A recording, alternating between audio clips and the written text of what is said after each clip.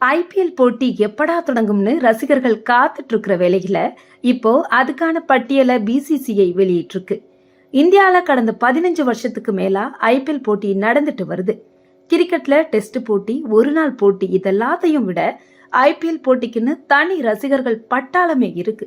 அதுலயும் குறிப்பா சிஎஸ்கேனா சொல்லவே வேணாம். நம்ம தலை தோனிக்காகவே கிரிக்கெட் பார்க்குற எவ்வளவோ பேர் இருக்காங்க.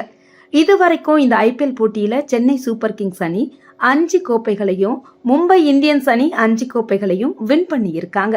மார்ச் மாச கடைசியில இருந்து தொடங்க இருக்கிற ஐபிஎல் போட்டியில ஆட்டத்துல ரசிகர்கள் ஆவலுடன் எதிர்பார்த்த சென்னை சூப்பர் கிங்ஸ் அணியும் பெங்களூரு அணியும் சென்னை சேப்பாக்கம் மைதானத்துல மோதிக்கிறாங்க.